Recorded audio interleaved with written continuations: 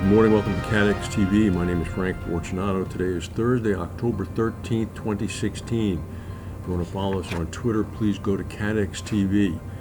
Hurricane Nicole is now a Category 4 hurricane.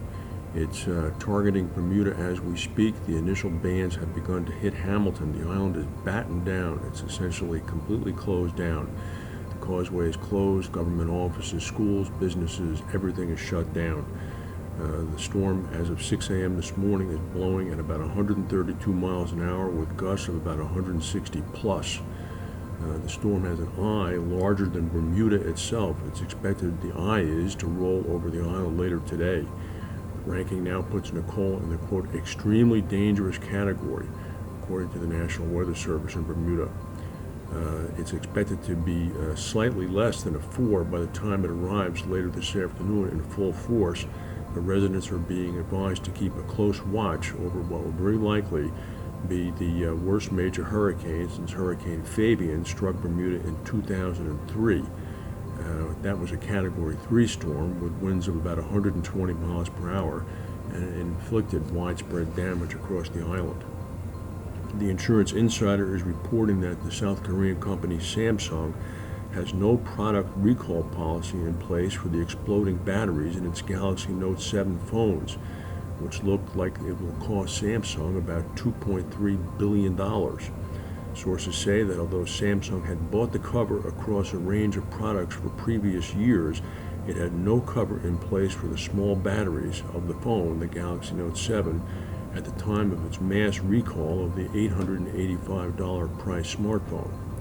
As many as 2.5 million devices were subject to the first recall, and of course now the product line has been completely discontinued. Excuse me.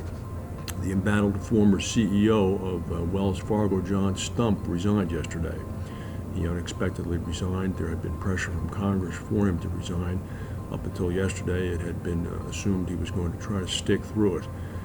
He's resigning after an alleged scam where upwards of 2 million fake bank accounts were created by employees without the knowledge of customers in order to boost sales.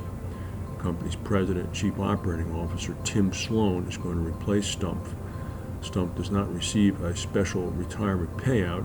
However, it's estimated he's going to walk out with about $134 million. So this also undoubtedly will become a cause of investigation in Congress, too. There was some U.S. military action earlier today. The U.S. Navy launched cruise missile strikes to knock out 3 coastal radar stations in areas of Yemen controlled by Houthi rebel forces. This is in retaliation for missile attacks by Yemeni rebels on the USS Mason, a destroyer. The Pentagon said that the strikes were aimed at radars that enabled the launch of at least 3 missiles against the Mason fired since last Sunday.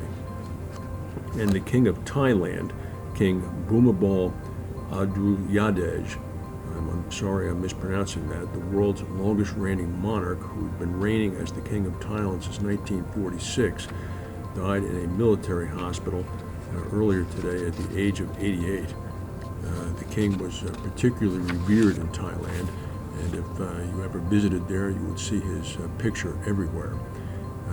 He passed away peacefully. Apparently, he had spent most of the last decade hospitalized for a variety of ailments, including kidney and lung problems.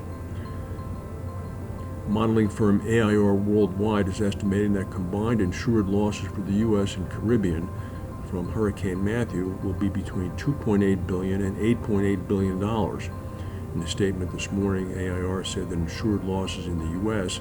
could fall between $2.2 billion, could fall between $2.2 billion and $6.8 billion, and this would range from about $600 million up to $2 billion for the Caribbean. So all added up, it could come to as high as $8.8 billion. AIR said it did not include any flood losses, which would be covered by the National Flood Insurance Program in the United States. And in a note to clients released yesterday, the head of technical analysis for the bank HSBC, a fellow named Murray Gunn, said he had issued a, quote, red alert for an imminent sell-off in stocks given the price action over the past few weeks. Mr. Gunn uses a type of technical analysis called the Elliott wave principle, which tracks alternating patterns in the stock market to discern investors' behavior and possible next moves. He said in late September, the stock market's moves looked eerily similar to those that occurred just before the big 1987 stock crash. And now, if this happens, he is expecting a drop of as many as 500 to 700 points.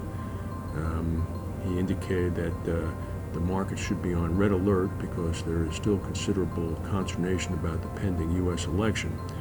He also pointed to a number of other metrics that showed ongoing nervousness, and yesterday's 200-point decline for the Dow Jones did not particularly dissuade Mr. Gunn from his prediction. So that's a little bit of heartening news, unfortunately. We'll keep an eye on what's going on. If anything happens in Bermuda, we'll come back and tell you. In the meantime, thank you for watching, and we'll see you tomorrow.